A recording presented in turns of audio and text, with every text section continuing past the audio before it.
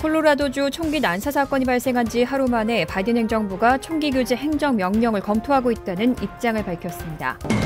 지난해 미국에서 총에 맞아 숨진 이들이 2만 명에 달했습니다. 코로나19로 활동에 상당한 제약이 있었는데도 불구하고 20년 만에 가장 큰 규모입니다. 오는 26일 미 전역의 한인들이 애틀랜타 총격 사건 희생자들을 추모하는 온라인 행사를 개최합니다. 지난 17일 백인 남성에게 폭행을 당했던 중국계 할머니를 위해서 100만 달러에 육박하는 기부금이 모였습니다. 할머니 측은 모금액 전액을 아시아 태평양계 공동체에 기부하겠다는 의사를 밝혔습니다. 최근 한 설문조사에서 아시아계 미국인의 87%가 차별받는다고 느끼는 것으로 나타났습니다. 이상은 이 시각 주요 뉴스입니다. 시청자 여러분 안녕하십니까? KBN 뉴스입니다. 오늘 오후 4시 기준 미 전역의 코로나19 누적 확진자는 어제보다 5만 9,782명, 사망자는 892명이 늘었습니다. 뉴욕의 확진자는 3,309명, 사망자는 18명이 늘었고 뉴저지의 확진자는 4,803명, 사망자는 61명이 늘었습니다. 커네티컷의 확진자는 1,457명, 사망자는 7명 증가했습니다. 첫 번째 소식입니다. 콜로라도주 총기 난사 사건이 발생한 지 하루 만에 바이든 행정부가 총기 규제 행정명령을 검토하고 있다는 입장을 밝혔습니다. 바이든 대통령은 23일 의회에서 공격용 무기와 고성능 자동 소총 등을 금지하는 입법이 필요하다고 강조했습니다.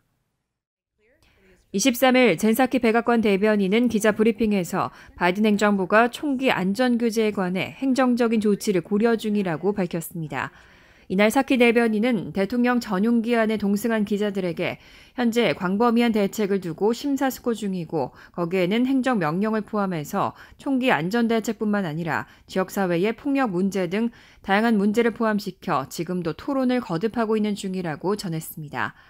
하루 전인 22일 콜로라도주 볼더의 한 식품점에서는 총기 난사 사건으로 10명이 사망했고 일주일 전 조지아주 애틀랜타 지역에서도 총기 난사로 8명이 살해됐습니다.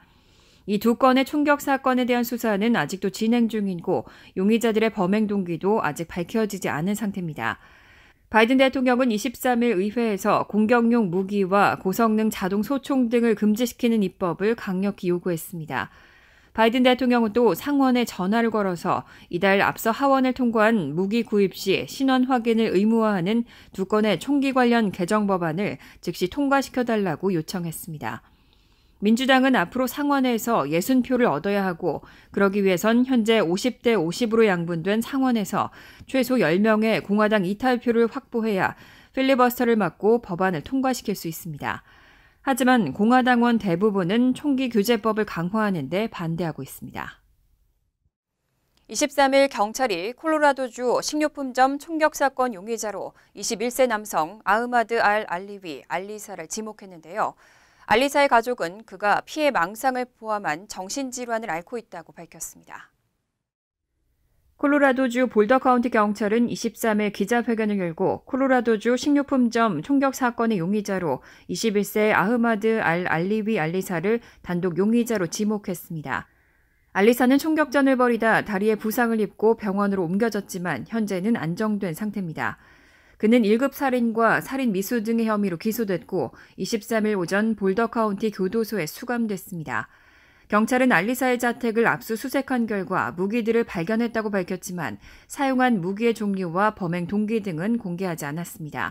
다만 AP통신과 CNN 등은 익명의 소식통을 이용해 AR-15 공격 소총이 사용됐다고 보도했습니다.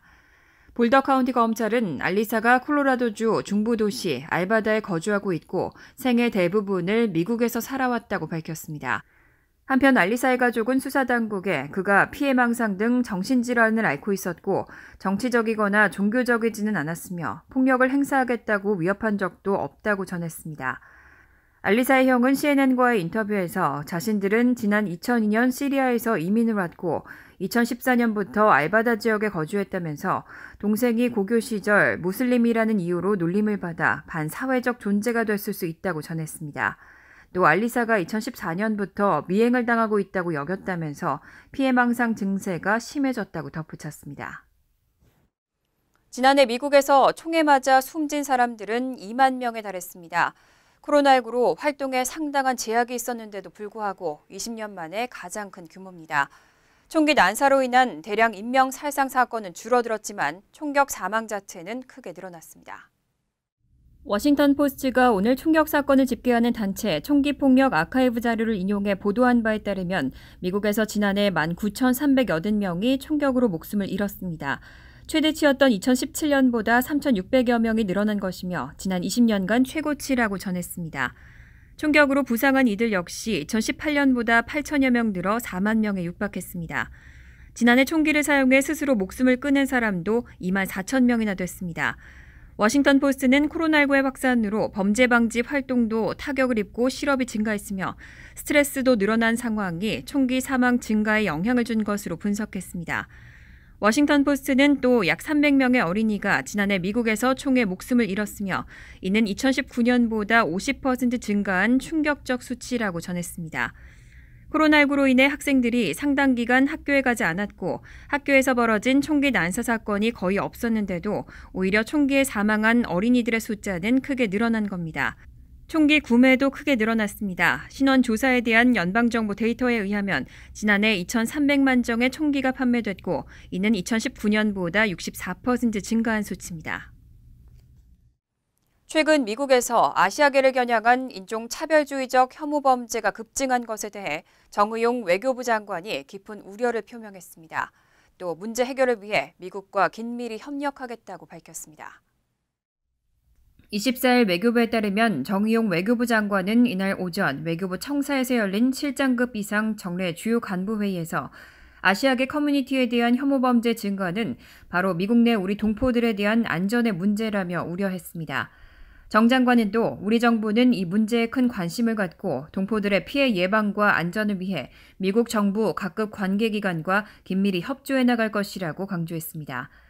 이어 잇따른 혐오 범죄로 인해 커다란 충격을 받은 우리 동포 사회와 아시아계 커뮤니티에 다시 한번 깊은 위로를 전한다며 혐오와 폭력에 침묵하지 않고 단호히 맞서는 미국 정부의 노력을 계속해서 적극 지지해 나갈 것이라고 덧붙였습니다. 이와 함께 정 장관은 지난 17일부터 18일 방한한 토니 블링컨 미 국무장관과도 애틀랜타 총격 사건 등을 협의했다며 블링컨 장관은 아시아계 커뮤니티가 존중과 존경을 받고 안전하게 생활할 수 있도록 맞서 나가겠다고 했다고 전했습니다. 오는 26일 미 전역의 한인들이 애틀랜타 총격 사건 희생자들을 추모하는 온라인 행사를 개최합니다. 거의 모든 지역의 한인회가 참석 의사를 밝혔습니다. 재미 한인단체인 한미연합회와 KAVOTE, 뉴욕 한인회를 비롯한 미 곳곳의 주요 한인회는 23일 온라인 기자회견을 열고 오는 26일 애틀랜타 총격 사건 피해자를 위한 전국 촛불 추모식을 연다고 밝혔습니다. 또 이날을 Stop Asian Hate, National Day of Action and Healing Day로 정하고 미국 각 도시는 물론 한국에서도 온라인으로 총격 사건 희생자들을 같은 시간에 일제히 애도할 계획이라고 전했습니다. 사건이 벌어진 애틀랜타 한인회관에서 한인들은 물론 다른 인종과 각 종교 지도자들이 함께 모여 희생자들의 넋을 기리고 반아시아계 증오범죄를 규탄하는 내용의 이날 행사는 생중계될 예정입니다. 찰스 윤 뉴욕 한인 회장은 회견에서 미 전역에서 정해진 시간에 전국적으로 다 같이 목소리를 낸다는 의미가 크다며 지금까지 연락한 40여 개 한인회가 모두 참가 의사를 밝혔고 26일에는 모든 한인회가 참석하지 않을까 싶다고 말했습니다. 이성배 시카고 한인회장은 다양한 인종이 화합해 멜팅팟이라고 불리는 우리의 삶의 터전에서 아시아계를 표적으로 삼은 이번 사건을 강력히 규탄한다며 인종 혐오 범죄를 결코 용납해서는 안 되고 더는 침묵하지 않고 보이지 않는 차별에 적극적으로 저항해야 한다고 강조했습니다. 지난 17일 백인 남성에게 폭행을 당했던 중국계 할머니를 위해서 100만 달러에 육박하는 기부금이 모였습니다. 할머니 측은 모금액 전액을 아시아 태평양계 공동체에 기부하겠다는 의사를 밝혔습니다. 자신을 공격하는 백인 남성에게 막대기로 반격을 가했던 76살 중국계 여성 샤오젠 씨의 가족은 23일 의료비 충당을 위해 온라인 모금 사이트 고펀드미에서 모은 모금액 전액을 기부하겠다고 밝혔습니다. 기부금은 이날 기준 93만 달러를 넘었습니다. 앞서 샤오는 지난 17일 캘리포니아주 베이 지역에서 39세 백인 남성에게 주먹으로 눈을 가격당했습니다. 하지만 이내 샤오는 반격했고 눈이 부어오른 채로 나무 막대기를 들어 남성을 때리기 시작했습니다. 막대기로 두들겨 맞은 남성이 입에서 피를 흘리며 들것을 실리는 장면은 인터넷에서 퍼지며 화제가 됐습니다. 샤오의 가족은 고펀드미에서 올린 성명에서 아시아계 태평양계 공동체는 폭력과 증오로 피를 흘리고 있다며 우리 가족은 아시아 태평양계 공동체의 회복을 돕고 인종차별을 퇴치하기 위해 고펀드미에서 모은 모든 기금을 기부할 계획이라고 전했습니다. 또 극단적인 증오와 무지의 시대에 기부해준 사람들에게 감사함을 표하며 샤오의 현재 상태도 전했습니다. 손자 존체는 어제와 오늘 할머니를 방문했을 때 할머니의 전반적인 정신적, 육체적 건강이 좋아졌다며 할머니의 눈도 뜨지 못할 정도로 부풀어 있지 않았다고 전했습니다. 그러면서 샤오가 모인 기부금을 아시아계 미국 사회에 기부해야 한다고 여러 번 언급했다고 전했습니다. 아시안에 대한 증오범죄가 급증하고 있는 가운데 최근 한 설문조사에서는 아시아계 미국인의 87%가 차별받는다고 느낀다고 대답했습니다. 퓨 리서치 센터가 지난 18일 발표한 조사 결과에 따르면 아시아계 미국인의 87%가 차별을 받는다고 느끼는 것으로 나타났습니다. 실제 조사는 애틀랜타 총격 사건이 발생하기 전인 지난 3월 1일부터 7일까지 미 전역 성인 12,055명을 대상으로 이뤄졌습니다. 조사 결과 아시아계 미국인의 42%는 상당히 차별받는다고 대답했고 45%는 어느 정도 차별받는다고 답해 전체의 87%가 차별을 받는다고 대답한 겁니다. 전체 미국인의 71%가 미국 사회에 아시안에 대한 차별이 있다고 대답한 것에 비교하면 10%포인트 이상 높은 수치입니다. 미국인의 27%는 상당한 정도로 44%는 어느 정도 미국 사회에 아시안에 대한 차별이 있다고 대답했습니다. 이런 결과는 사회적인 인식보다 아시안 스스로가 훨씬 더 심각한 수준의 차별을 느끼고 있다는 의미입니다. 하지만 인종차별에 대한 인식 정도는 정치적 견해에 따라 크게 차이 났습니다. 민주당 지지자의 경우는 공화당 지지자보다 미국 사회에 인종차별이 존재한다고 대답한 비율이 훨씬 높았습니다. 아시아계 미국인에 대한 차별 유무에 대해서는 민주당 지지자의 82%가 공화당 지지자의 56%가 존재한다고 대답했습니다. 화이자와 모더나가 제조하는 코로나19 백신의 효과가 확인됐습니다. 백신을 접종한 사람들을 추적한 결과 텍사스에서는 접종자 8천여 명 중 단 4명만이 바이러스에 감염됐습니다. 오늘 뉴욕타임스는 미국에서 화이자와 모더나 백신 접종을 완료한 사람들의 코로나19 감염 여부를 추적한 뉴 잉글랜드 저널 오브 메디슨 게재 논문 내용을 보도했습니다. 논문에 따르면 2차례에 걸쳐 백신 접종을 마친 텍사스주 댈러스의 사우스웨스턴 메디컬 센터 종사자 8,121명 중 코로나19에 감염된 사람은 단 4명에 불과했습니다. 또 샌디에이고 캘리포니아 대학 병원과 캘리포니아대 의대에서 백신 접종을 완료한 종사자 14,990명 중에선 7명만 코로나19에 감염된 것으로 나타났습니다. 논문에 따르면 백신 접종 후 코로나19에 감염된 경우에도 입원이 필요할 정도로 심한 증상은 없었습니다. 감염된 사람 중에도 일부에서만 코로나19 증상이 나타났고 증상의 정도도 심하지 않았습니다. 전문가들은 바이러스를 완벽하게 맞지 못했더라도 감염자가 감염 증세에 시달리지 않았다는 것은 백신이 제 역할을 한다는 방증으로 볼 수 있다고 밝혔습니다. 다만 백신 접종이 코로나19 감염 자체를 완벽하게 막진 못하는 만큼 백신을 과신하면 안 된다는 지적도 나옵니다. 연구를 주도한 프란체스카 토리아니 UC 샌디에이고 병원 감염병 전문가는 코로나19 백신을 맞았다고 이제부터 마스크 착용을 중단해도 된다는 것은 아니라고 강조했습니다. 23일 제약사 화이자가 코로나19 치료를 위한 경구용 항바이러스제의 초기 임상시험을 시작했습니다. 23일 화이자는 미국에서 코로나19 치료를 위한 알약 형태의 항바이러스제에 대한 일상시험을 시작했다고 밝혔습니다. 이 항바이러스제는 프로테아제라고 불리는 효소를 억제해 바이러스가 인체 내 세포에서 자기 복제를 하지 못하도록 막는 역할을 합니다. 따라서 감염 초기의 환자들이 주로 복용하게 될 것으로 보이고 환자들이 병원에 입원하지 않고도 집에서 쉽게 복용할 수 있을 것으로 기대됩니다. 이런 프로테아제 억제제는 주로 HIV와 C형 간염 등의 바이러스성 병원체 치료에 주로 사용됩니다. 미카엘 돌스텐 화이자 최고 과학 책임자는 코로나19 대유행에 대처하려면 백신을 통한 예방과 감염자에 대한 치료 둘 다 필요하다며 코로나19가 변형되고 계속 전 세계에 영향을 미치고 있다는 점을 고려하면 지금은 물론 대유행 이후에도 치료 옵션을 갖는 게 필수적이라고 말했습니다. 화이자는 또 경구용 항바이러스제가 임상 전 연구에서 강력한 항바이러스 활동을 보여줬다고 설명했습니다. 경구용 항바이러스제에 대한 자세한 내용은 다음 달 6일 열리는 춘계 미국 화학학회 행사에서 공개될 예정입니다.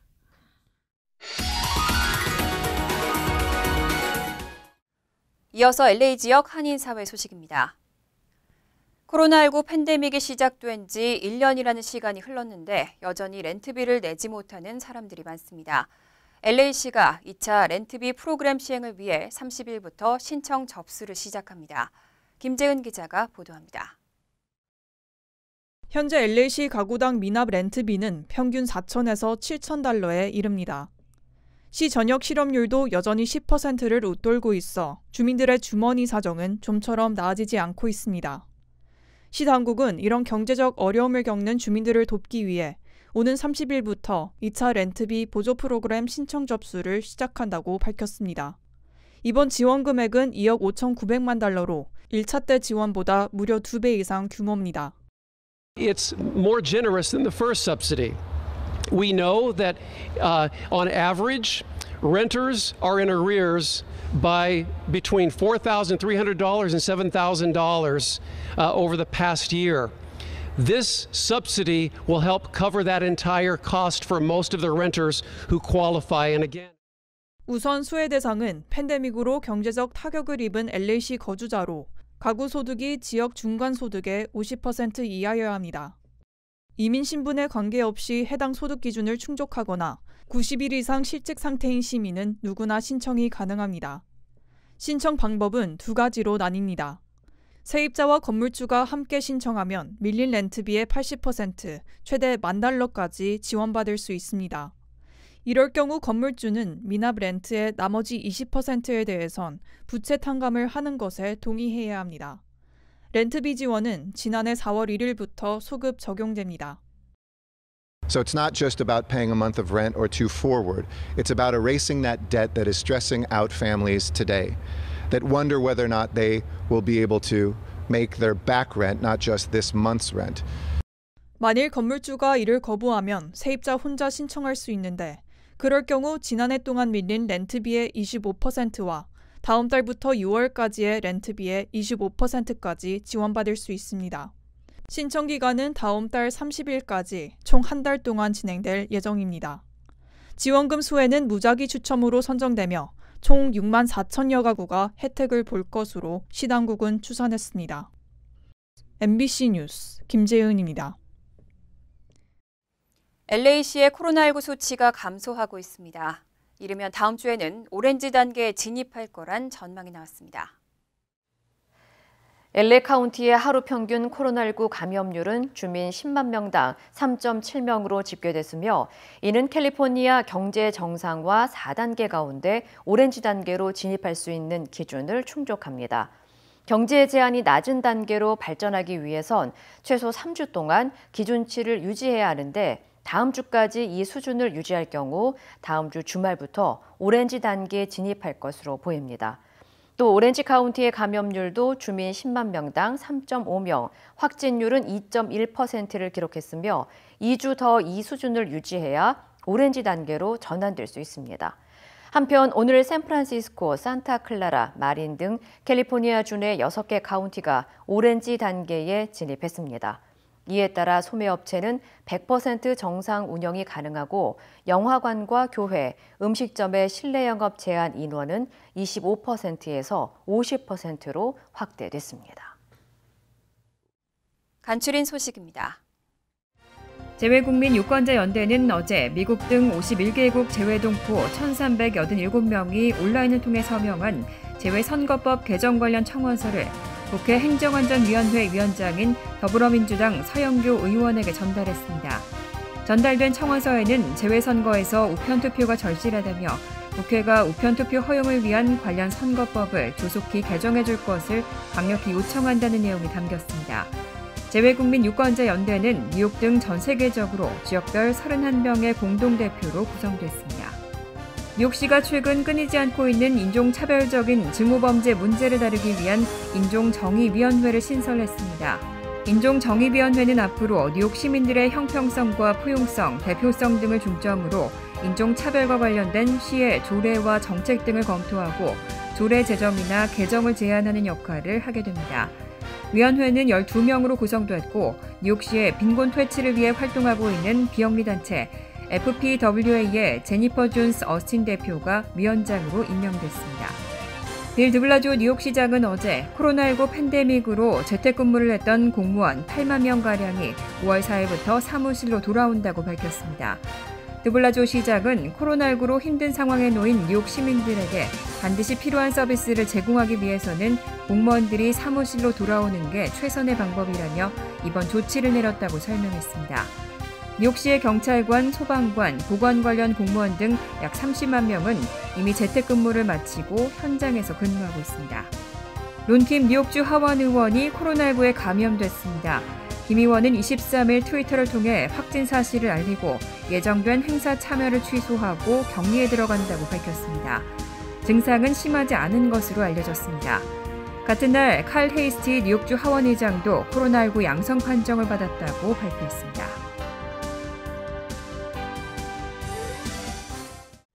환율과 증권 소식입니다.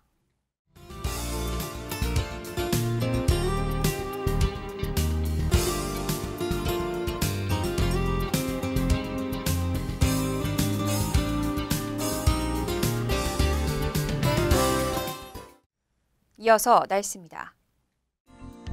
목요일은 때때로 구름이 많겠고 밤늦게는 비가 오는 곳도 있겠습니다. 낮 최고 기온은 71도, 섭씨 22도, 밤 최저 기온은 57도, 섭씨 14도로 예상됩니다. 금요일은 오전 중 소나기가 내린 후 오후에는 개겠습니다. 토요일은 화창한 날씨가 예상되지만 밤늦게는 소나기 오는 곳도 있겠습니다.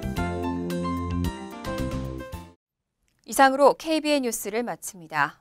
KBN과 함께 즐거운 저녁 되시기 바랍니다. 미 동부 최대 한인방송 KBN이 제작하는 KBN 뉴스는 웹사이트 mykbn.com 그리고 유튜브와 페이스북에서 다시 보실 수 있습니다. 좋아요, 구독, 알림 설정은 뉴스 제작에 큰 도움이 됩니다.